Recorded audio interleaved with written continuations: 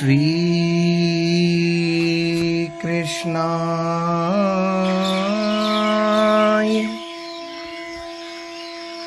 वासुदेवाय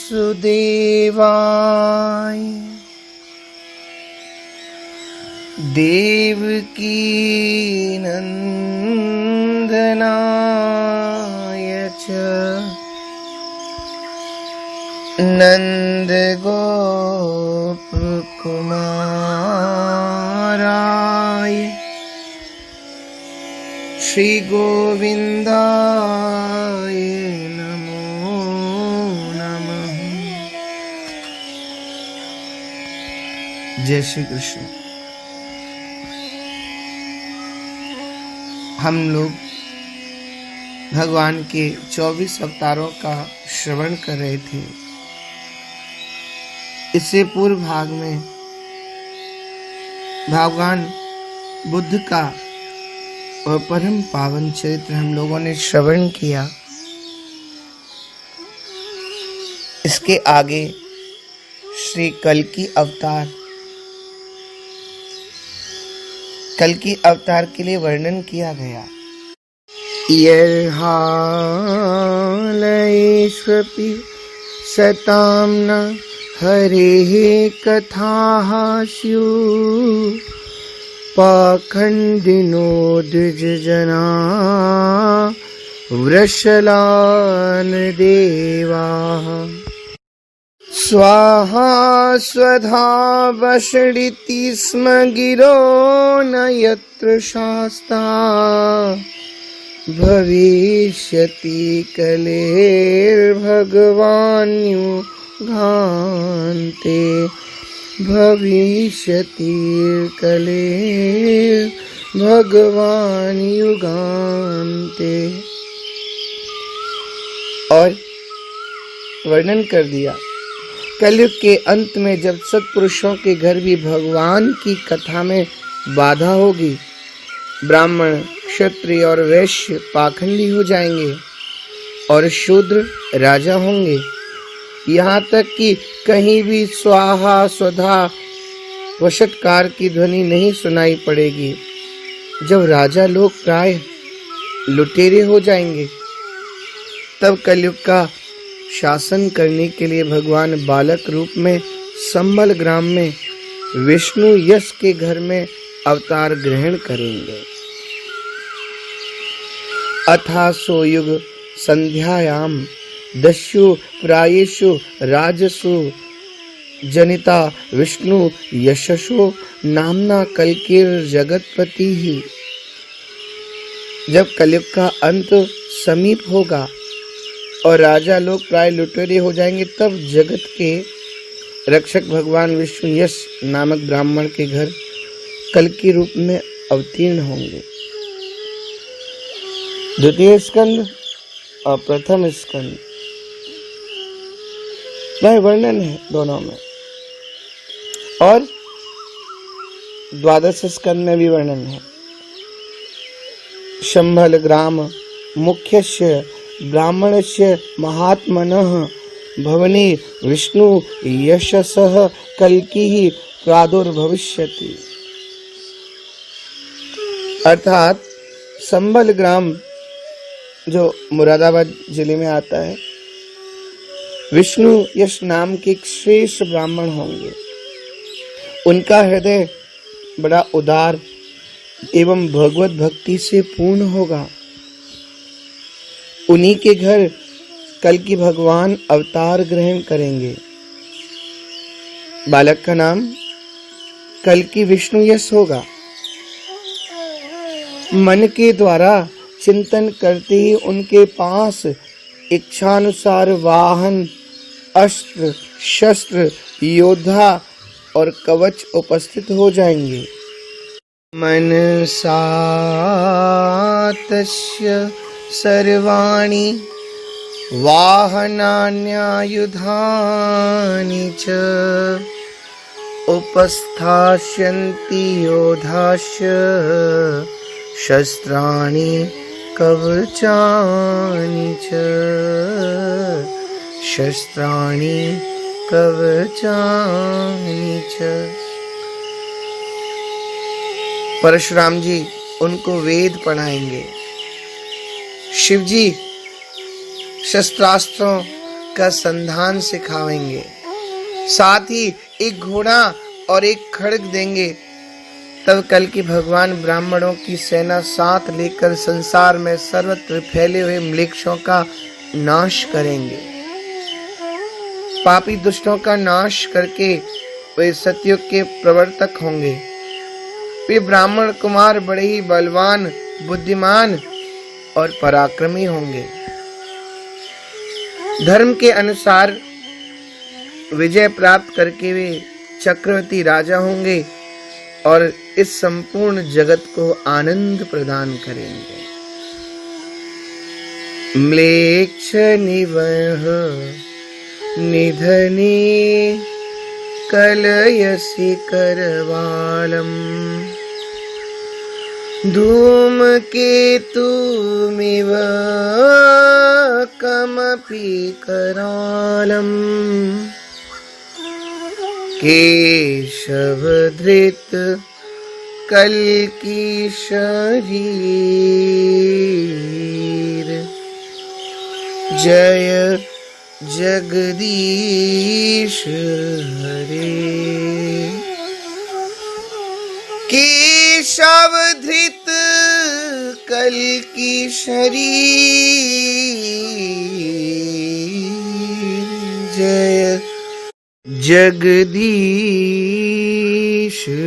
हरे। बोलो श्री कल्की भगवान की जय। इसके उपरांत में श्री व्यास जी चेदी देश के राजा वसु पर अनुग्रह करके देवराज इंद्र ने एक दिव्य विमान दिया, जिस पर वो बैठ करके आकाश में सबसे ऊपर विचरते थे। अतः उनका नाम उपरिचर वसु पड़ गया। एक बार राजा उपरिचर वसु अपनी ऋतु स्नाता पत्नी गिरिका को, जिसने पुत्रोत्पत्ति की कामना से उचित समय पर समागम की प्रार्थना की थी, उसे छोड़कर पितरों की तृप्ति के लिए मेध पशुओं का वध करने के लिए वन में चले गए। वन में ऋतुराज बसंत की अद्भुत शोभा देखकर राजा को कामोद्दीपन हुआ, जिससे उनका वीर स्खलित हो गया।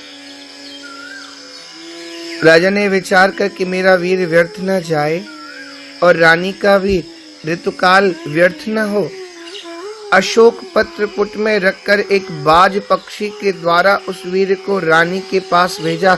संयोगवश मार्ग में एक दूसरे बाज से संघर्ष हो जाने के कारण वह वीर यमुना नदी में गिर गया, जिससे ब्रह्मा जी के शाप से मछली रूप धारणी अद्रिका नाम की अप्सरा पी गई।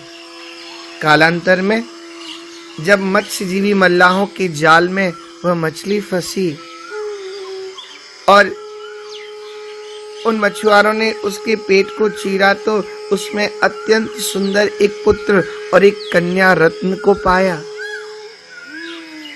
मछुआरों ने उन दोनों संतानों को राजा उपरिचर वसु को निवेदन किया। राजा ने पुत्र तो स्वयं ले लिया, जो आगे चलकर मत्स्य नामक बड़ा धर्मात्मा राजा हुआ। कन्या के शरीर से मछली की गंध आती थी, अतः उसे दासराज नामक मल्लाह को सौंप दिया। वह रूप के साथ साथ सत्य से युक्त थी, अतः उसका नाम सत्यवती पड़ गया।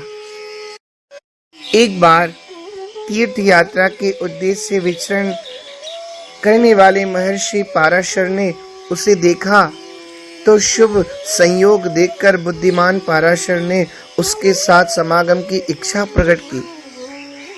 सत्यवती ने संकुचित होकर अपने कन्यात्व को दूषित होने के कारण नदी के आर पार दोनों तटों पर उपस्थित लोगों को द्वारा देखे जाने के कारण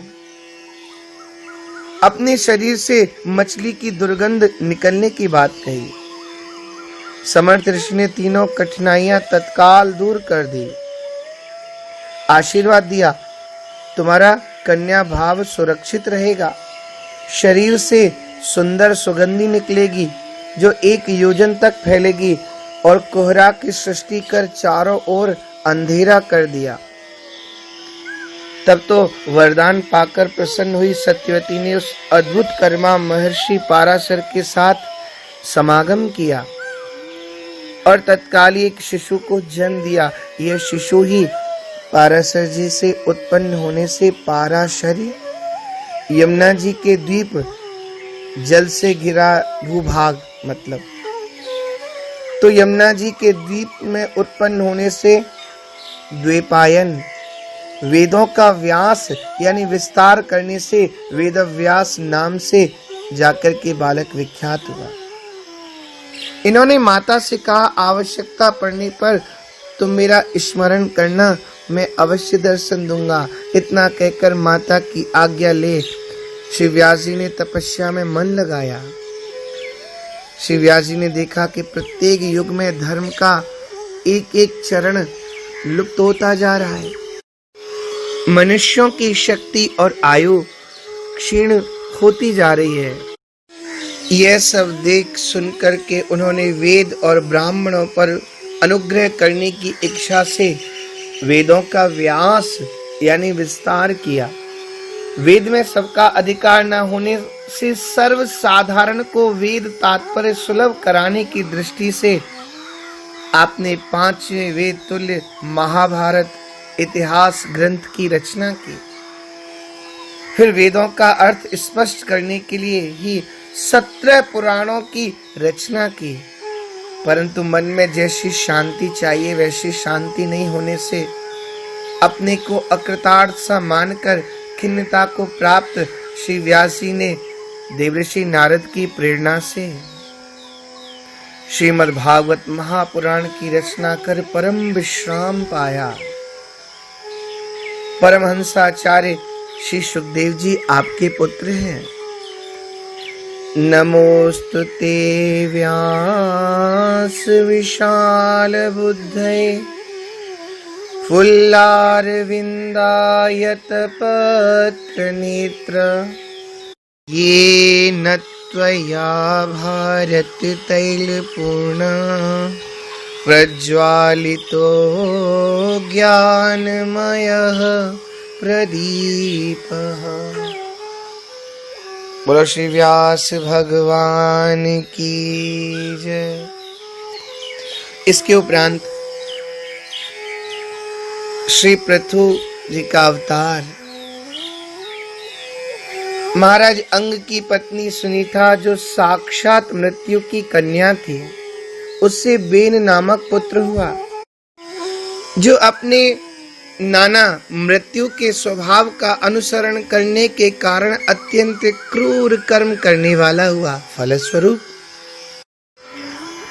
उसकी दुष्टता से उद्विग्न होकर राजर्षि अंग नगर छोड़ करके चले गए। राजा के अभाव में राज्य में अराजकता न फैल जाए, इसलिए ऋषियों ने और कोई उपाय न देखकर बेन को अयोग्य होने पर भी राजपद पर अभिषिक्त कर दिया। स्वभाव से क्रूर, ऐश्वर्य पाकर अत्यंत उन्मत्त, विवेक शून्य बेन जब धर्म एवं धर्मात्मा पुरुषों का विनष्ट करने पर तुल गया, ऋषियों के समझाने पर भी समझना तो दूर, उल्टे उनकी अवहेलना करने लगा। तब क्षुब्ध ऋषियों ने क्रोध करके हुंकार मात्र से बेन को मार डाला, परंतु कोई राजा नहीं होने के कारण लोक में लुटेरों के द्वारा प्रजा को बहुत कष्ट होने लगा। यह देखकर ऋषियों ने बेन के शरीर का मंथन किया। प्रथम जंघा का मंथन किया तो उसमें से एक बौना पुरुष कुरूप काला कलूटा उत्पन्न हुआ और उसने जब पूछा कि मैं क्या करूं, तो ऋषियों ने कहा निषेध अर्थात बैठ जाओ। इसी से वह निषाद कहलाया। फिर बेन की भुजाओं का मंथन किया तो एक स्त्री पुरुष का जोड़ा प्रकट हुआ। ऋषियों ने पुरुष को पृथु नाम से एवं स्त्री को अर्ची नाम से संबोधित किया। ऋषि ब्राह्मणों को श्री पृथु जी के हाथ में बिना किसी रेखा से कटा हुआ चक्र एवं पांव में कमल का चिन्ह देखकर यह जानकर बड़ा हर्ष हुआ कि पृथु के रूप में साक्षात श्री हरि के अंश ने ही संसार की रक्षा के लिए अवतार लिया है और अर्ची के रूप में निरंतर भगवान की सेवा में रहने के कारण से श्री लक्ष्मी जी प्रकट हुई है। सुंदर वस्त्र और आभूषणों से अलंकृत महाराज पृथु का विधिवत राज्याभिषेक हुआ। उस समय अनेक अलंकारों से सजी हुई महारानी अर्ची के साथ वे दूसरे अग्निदेव के सदृश जान पड़ते थे। उन सब लोगों ने उन्हें तरह तरह के उपहार भेंट किए। इसके पश्चात सूत, मागध और बंदी जनों ने स्तुति की। ब्राह्मणों ने पृथु जी को प्रजा का रक्षक घोषित किया।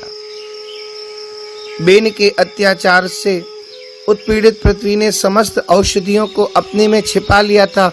चूंकि बहुत समय बीत गया था, अतः वह औषधियां पृथ्वी के उदर में जीर्ण हो गई थी। यही कारण है कि जब श्री पृथु जी का राज्य हुआ तब भी पृथ्वी रसा होकर भी रसहीन बनी रही। फलस्वरूप भूख के कारण प्रजाजनों के शरीर सूख करके कांटे हो गए थे। उन्होंने अपने स्वामी पृथु के पास आकर के कहा। तब पृथु जी ने क्रोध में भरकर पृथ्वी को लक्ष्य बना करके बाण चढ़ाया। प्रथम पृथ्वी तो डरकर गौरूप धारण करके भागी, परंतु कहीं भी बचाव न देखकर श्री पृथु जी की शरण में आ गई। तब पृथु जी ने पृथ्वी के संकेत से गौरूप धारणी पृथ्वी का दोहन किया, जिससे पुनः सभी अन्य औषधियां प्रकट हो गई। प्रजा सुख से चैन से रहने लगी। परम धर्मात्मा श्री पृथु जी ने 100 अश्वमेध यज्ञ करने का संकल्प कर 99 यज्ञ पूर्ण होने पर जब 100वें अश्वमेध यज्ञ का प्रारंभ किया तो इंद्र ने अपना सिंहासन छीने जाने के भय से बहुत विघ्न किया। तब इंद्र का वध करने के लिए उद्यत श्री पृथु जी को याजकों ने यज्ञ में क्रोध को अनुचित बताकर स्वयं मंत्र बल से इंद्र को अग्नि में हवन कर देने का निश्चय कर दिया। तब लोक सृष्टा जगत पितामह ब्रह्मा जी ने ब्राह्मणों को समझाकर रोका। श्री पृथु जी को स्वयं करने का जो आग्रह था उससे निवृत्त कर इंद्र से संधि करा दी। महाराज पृथु के 99 यज्ञों से ही यज्ञ भोक्ता यज्ञेश्वर भगवान विष्णु को भी बड़ा संतोष हुआ। वे देवराज इंद्र को साथ लेकर श्री पृथु जी के सामने प्रकट हुए। अपने ही कर्म से लज्जित इंद्र श्री पृथु जी के चरणों में गिरना ही चाहते थे कि पृथु जी ने उन्हें हृदय से लगा लिया। भगवान का दर्शन कर श्री पृथु जी निहाल हो गए। आंखों में प्रेमाश्रु, शरीर में रोमांच, हृदय में उमड़ा हुआ अनंत आनंद सागर, यह थी उस समय पृथु जी की अवस्था। उन्होंने हाथ जोड़कर भगवान की स्तुति की। भगवान ने श्री पृथु जी के गुणों की सराहना करते हुए वर मांगने को कहा। तब श्री पृथु जी बोले, न कामयेनाथ तदप्यहं क्वचिन् यत्र युष्मच्चरणाम्बुजासवः महत्मान्तर्हृदयान्मुखच्युतो विधत्स्व कर्णायुतमेशमेवरः। मुझे तो उस मोक्ष की भी इच्छा नहीं है जिसमें सत्पुरुषों के हृदय से उनके मुख द्वारा निकलता हुआ आपके चरण कमलों का मकरंद नहीं है, जहां आपकी कीर्ति कथा सुनने का सुख नहीं मिलता है। इसलिए मेरी तो यही प्रार्थना है, आप मुझे 10,000 कान दे दीजिए, जिससे मैं आपकी लीला गुणों को सुनता ही रहूं। इस प्रकार प्रार्थना करने पर उनको अपनी भक्ति का वर प्रदान कर भगवान अंतर्धान हो गए। आदिराज श्री पृथु जी ने स्वयं शुभ कर्म धर्मों का आचरण करते हुए प्रजा को भी धर्माचरण का उपदेश दिया। उस समय सभा में उपस्थित समस्त जन समूह उनकी इस धार्मिक वृत्ति की प्रशंसा करने लगा। वर्णन आया है कि जिस समय प्रजाजन परम पराक्रमी श्री पृथु जी की प्रार्थना कर रहे थे, उस समय वहां सूर्य के समान तेजस्वी 4 मुनीश्वर आए। वे सनकादिक कुमार थे। महाराज पृथु ने उनका शिष्ट जनोचित सत्कार किया, स्वर्ण सिंहासन पर विराजमान कराकर विधि पूर्वक पूजन किया। पुनः बड़ी श्रद्धा और संयम के साथ प्रेम पूर्वक यह जिज्ञासा की थी, इस संसार में मनुष्य का किस प्रकार सुगमता से कल्याण हो सकता है। आप त्रिकालज्ञ हैं, सर्वज्ञ हैं और भगवान श्री हरि के परम भक्त हैं। अतः कृपा पूर्वक मेरी जिज्ञासा का समाधान करें। श्री सनकादिकों ने पृथु जी के वचनों का अभिनंदन करते हुए भगवान के आराधनीय चरण कमलों को ही कल्याण का मूल बताकर आज्ञा दी। यत् पाद पंकज पलाश विलास भक्त्या कर्माशयं ग्रथित मुद्ग्रथयन्ति सन्तः तद्वन्न रिक्तमतयो यतयोऽपि रुद्ध स्तोतो गणास्तमरणं भज वासुदेवम् स्तोतो गणास्तमरणं भज वासुदेवम्। भावार्थ, संत महात्मा जिनके चरण कमलों के अंगुली दल की छिटकती हुई छटा का स्मरण करके अहंकार रूप हृदय ग्रंथि को जो कर्मों से गठित है, इस प्रकार छिन्न भिन्न कर डालते हैं कि समस्त इंद्रियों का प्रत्याहार करके अपने अंतःकरण को निर्विषय करने वाले सन्यासी भी वैसा नहीं कर पाते। तुम उन सर्वाश्रय भगवान वासुदेव का भजन करो। भागवत का वर्णन है। इस प्रकार श्री सनकादिक कुमार भक्त पृथुराज को उपदेश देकर श्री पृथु जी के शील की प्रशंसा करते हुए सब लोगों के सामने ही आकाश मार्ग से चले गए। बहुत काल तक धर्म पूर्वक प्रजा का पालन कर श्री पृथु ने सनत कुमारों जी के उपदेशों का स्मरण करके अब मुझे अंतिम पुरुषार्थ मोक्ष के लिए प्रयत्न करना चाहिए। पृथ्वी का भार पुत्रों को सौंपकर अपनी पत्नी सहित अकेले ही तपोवन को चले गए। वहां जाकर भगवान सनत कुमार ने जिस परमोत्कृष्ट अध्यात्म योग की शिक्षा दी थी, उसी के अनुसार पुरुषोत्तम श्री हरि की आराधना करने लगे और अंत में भगवान के श्री चरण कमलों का चिंतन करते हुए ब्रह्म स्वरूप में लीन हो गए। यह देखकर महाराज पृथु की पतिव्रता पत्नी अर्ची ने चिता बनाई और अपने पति के साथ सती हो गई। परम साध्वी अर्ची को इस प्रकार अपने पति वीरवर पृथु का अनुगमन करते देख सहस्रों वरदायिनी देवियों ने अपने अपने पतियों के साथ उनकी स्तुति की। वहां देवताओं के बाजे बजने लगे। देवांगनाओं ने पुष्प वृष्टि की। रजयतीति राजायः स्वनाम सफलीकृत दुदोह वसुधां बीजं तस्मै श्री पृथ्वे नमः। दुदोह वसुधां बीजं तस्मै श्री पृथ्वे नमः।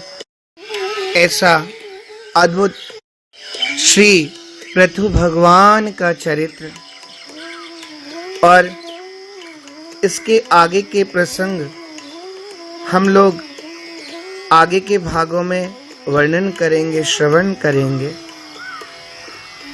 जय श्री कृष्ण।